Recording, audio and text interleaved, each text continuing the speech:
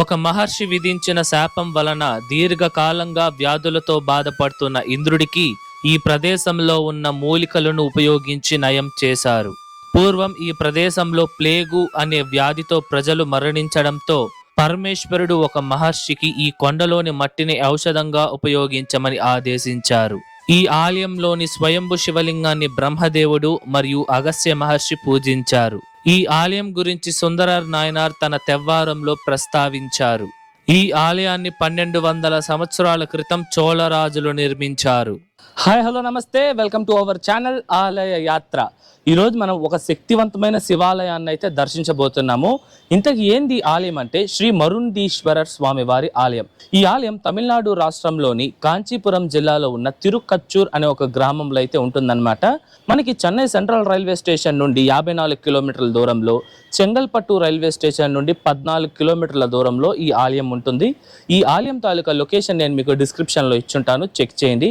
వీడియోని లైక్ చేసి స్టార్ట్ చేయండి. మన ఛానల్ ఎవరైనా సబ్స్క్రైబ్ చేసుకోకుండా ఉంటే సబ్స్క్రైబ్ చేసుకోండి. రండి ఇప్పుడు మనం ఆలయం వద్దకైతే వెళ్దాం. ముందుగా ఈ ఆలయం యొక్క టైమింగ్స్ విషయానికి వస్తే, ఈ ఆలయం ప్రతిరోజు ఉదయం 8 నుండి మధ్యాహ్నం 12 వరకు, తిరిగి సాయంత్రం 5 నుండి రాత్రి 8 గంటల వరకు భక్తులకి అందుబాటులో ఉంటుంది. ఇప్పుడు రండి మనం ఈ ఆలయం లోపలికి వెళ్ళి ఈ ఆలయం యొక్క పూర్తి స్థల పురాణం తెలుసుకుందాం.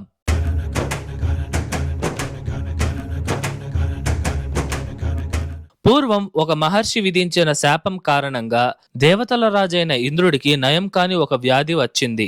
ఆ వ్యాధిని ఇంద్రుడు కూడా తట్టుకోలేక విపరీతంగా బాధపడుతూ ఉంటారు. అప్పుడు స్వర్గలోకంలోని వైద్యులైన అశ్విని దేవతలు వచ్చి ఎన్నో రకాల మూలికలను ఉపయోగించారు. కానీ ఇంద్రుడికి ఏమాత్రం నయం అవ్వలేదు. అప్పుడు అశ్విని దేవతలు భూమి మీద ఏమైనా శక్తివంతమైన మూలికలు ఉన్నాయేమో ఒకసారి భూలోకానికి వెళ్లి చూద్దాం అని నిర్ణయించుకున్న తరువాత నారద మహర్షి వద్దకు వెళ్లి భూలోకంలో ఏ ప్రదేశంలో శక్తివంతమైన మూలికలు ఉంటుందో చెప్పండి అని అడగగా, నారద మహర్షి మీకు ఎటువంటి వ్యాధులనైనా నయం చేసే మూలికలు కావాలంటే భూలోకంలో ఉన్న తిరుక్కచ్చూర్ అనే ప్రాంతంలో ఉంటుంది. కానీ ఈ ప్రదేశంలో ఆ మూలిక ఏ భాగంలో ఉందో తెలియదు. అది తెలియాలి అంటే మీరు ఆ ప్రదేశానికి వెళ్లి శివపార్వతుల్ని పూజించండి అని ఆదేశించారు. ఇలా నారద మహర్షి ఇచ్చిన సలహా మేరకు అశ్విని దేవతలు ఈ ప్రదేశానికి వచ్చి శివపార్వతుల్ని పూజించారు. వారి పూజకు మెచ్చిన శివపార్వతులు ఈ ప్రదేశంలో ప్రత్యక్షమై ఆ శక్తివంతమైన మూలికలు ఏ భాగంలో ఉన్నాయో చూపించారు. ఇంతలో అశ్విని దేవతలు స్వామివారు చూపించిన స్థానానికి వెళ్లే లోపే చీకటి అయిపోయింది. దాంతో వాళ్ళు ఎంత వెతికినా ఆ చీకటి కారణంగా ఆ మూలికలను కనుగొనలేకపోయారు. వాళ్ళు పడే బాధను చూసి చింతించిన అమ్మవారు ఆ ప్రదేశంలో వెలుగును ప్రసాదించారు. అప్పుడు ఆ వెలుగులో అశ్విని దేవతలు పరమేశ్వరుడు చూపించిన బాల మరియు అతిబాల అని పిలువబడే మూలికలను సేకరించారు. ఇక అశ్విని దేవతలు స్వర్గానికి వెళ్లి ఆ మూలికలతో ఇంద్రుడికి చికిత్స చేయడంతో చాలా రోజులుగా ఆ వ్యాధితో బాధపడుతున్న ఇంద్రుడికి నయమవుతుంది. ఈ ఆలయంలోని మరొక పురాణం ప్రకారం ఒకప్పుడు ఈ ప్రదేశంలోని ప్రజలు ప్లేగు అని పిలువబడే వ్యాధితో విలవిలలాడిపోయేవారు. ఈ వ్యాధి జంతువులకు వచ్చేది. అతి ముఖ్యంగా ఈ వ్యాధి ఎలుకలకు వచ్చేదన్నమాట. ఎలుకల నుండి ఈగలకు, ఈగల నుండి మనుషులకు ఆ వ్యాధి వ్యాపించేది. ఈ వ్యాధి వచ్చిన వారికి రక్త సంబంధిత ఇబ్బందులు ఏర్పడతాయి మరియు చర్మ సమస్యలు, అలాగే శరీరంలోని అనేక అవయవాలకు ఆటంకం కలగడం లాంటివి జరిగేవి. ఈ వ్యాధి కారణంగా ఈ ప్రాంతంలో చాలా మంది మరణించారు కూడా. అదే సమయంలో ఈ ప్రాంతంలో నివసిస్తున్న ఒక మహర్షికి ఈ గ్రామంలో పెరుగుతున్న ప్రజల యొక్క మరణ సంఖ్యను చూసి ఎంతగానో బాధపడతారు. ఆ మహర్షి అందరికీ ఔషధాన్ని తయారు చేయలేకపోయారు కూడా. ఇక చేసేదేమీ లేక ఆ మహర్షి పరమేశ్వరుడికి కఠోరమైన తపస్సును చేసి స్వామివారిని ప్రార్థించారు. ఆ మహర్షి తపస్సుకు మరియు అతని సంకల్పానికి మెచ్చిన పరమేశ్వరుడు ఇక్కడ ప్రత్యక్షమై ఆ మహర్షితో, ఈ కొండపైన ఉన్న మూలికలే కాదు, ఇక్కడ ఉన్న మట్టికి కూడా చాలా ఔషధ గుణాలు ఉన్నాయి. ఈ మట్టిని చర్మ సంబంధిత వ్యాధులు ఉన్న వారికి శరీరానికి పూసి, అవయవాలు సమస్యలు ఉన్న వారిని ఈ మట్టిని తినమని ఆదేశించారు. అలా స్వామివారు ఇచ్చిన సూచనల మేరకు ఆ మహర్షి ఈ గ్రామ ప్రజలను ఇబ్బంది పెట్టిన ఆ ప్లేగు వ్యాధి నుండి నయం చేశారు. అలాగే పూర్వం అగస్త్య మహర్షి చెన్నైలోని తిరువాన్మియూర్ అనే ప్రాంతంలో ఉన్న మరుండీశ్వరర్ స్వామివారి ఆలయాన్ని దర్శించి తన తీర్థయాత్రల భాగంగా ఈ తిరుక్కచ్చూర్లో ఉన్న ఈ మరుండీశ్వరర్ స్వామివారిని కూడా పూజించి ఔషధ మూలికల యొక్క వాడకాన్ని మరియు వాటి యొక్క శక్తి గురించి గొప్ప జ్ఞానాన్ని తెలుసుకున్నారని ఈ స్థల పురాణంలో పేర్కొన్నారు. పూర్వం సతీదేవి శరీరం అనేక ప్రదేశాలలో పడి అవి శక్తిపీఠాలుగా ఏర్పడింది. అదే సమయంలో అమ్మవారి చర్మంలోని కొంత భాగం ఈ ప్రదేశంలో పడి ఈ మట్టిలో కలిసింది అని చెప్తారు. ఇందు కారణంగానే ఈ ప్రాంతంలో ఔషధ మూలికలు కూడా ఎక్కువ సంఖ్యలో ఉన్నాయి.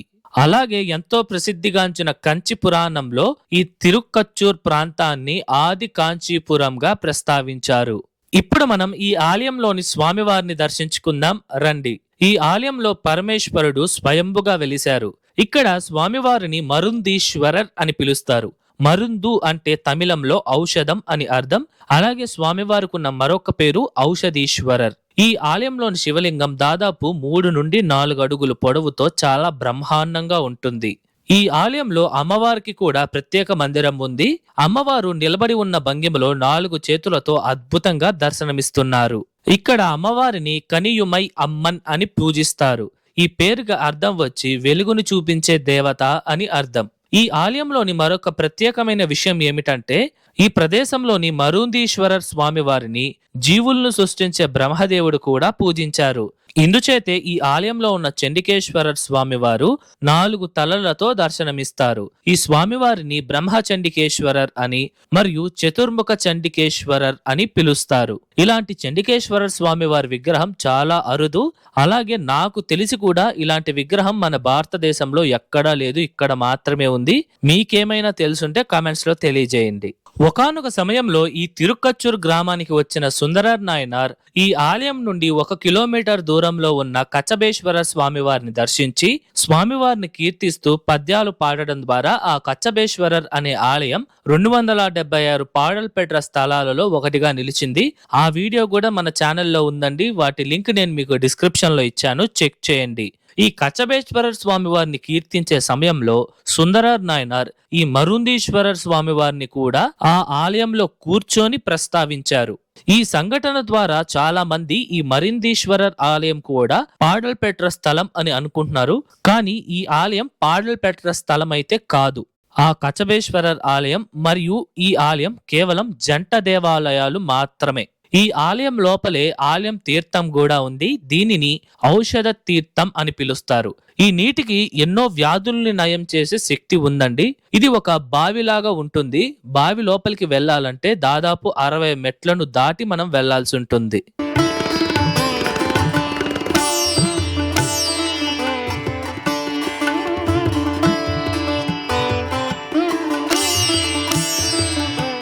ఇప్పుడు మనం ఈ ఆలయం యొక్క నిర్మాణ చరిత్రను తెలుసుకుందాం. ఈ ఆలయాన్ని 8వ శతాబ్దంలో చోళ రాజులైతే నిర్మించారు.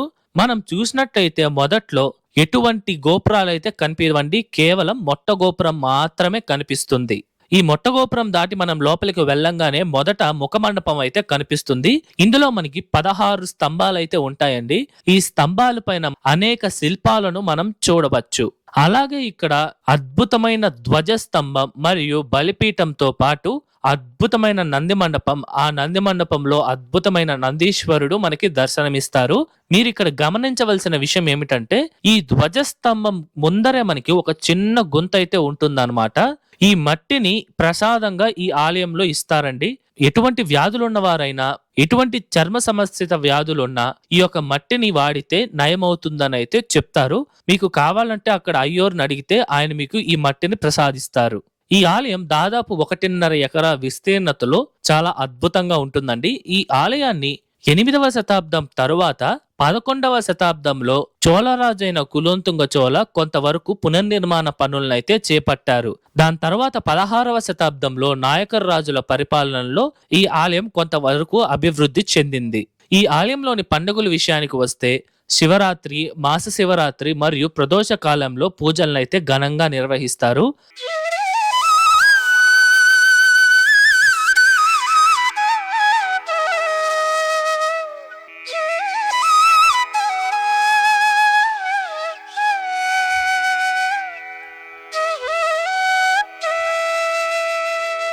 ఇదండి ఇవాల్టి వీడియో ఎలా ఉంది, నచ్చిందా? ఐ హోప్ ఈ ఆలయం తాలూకా పూర్తి చరిత్ర మీకు అర్థమయ్యేలా చెప్పాను అనుకుంటున్నాను.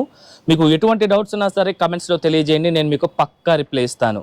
అలాగే ఈ వీడియోకి ముందు మన ఛానల్లో 276 పాడల్పెట్ర స్థలాలలో 3 అయిన కపాలీశ్వరర్ స్వామి వారి ఆలయం, తిరువేర్కాడులో ఉన్న వేదపురీశ్వరర్ స్వామి వారి ఆలయం, అలాగే ఈ యొక్క గ్రామంలోనే మనం చూసిన ఈ మరుందీశ్వరర్ ఆలయం నుండి 1 కిలోమీటర్ల దూరంలో ఉన్న కచ్చబరేశ్వరర్ స్వామి వారి ఆలయాన్ని అయితే మనం దర్శించాము. ఈ వీడియోస్ ఎవరైనా చూడకపోయింటే వాటి లింక్స్ నేను మీకు డిస్క్రిప్షన్లో ఇచ్చుంటాను, చెక్ చేయండి.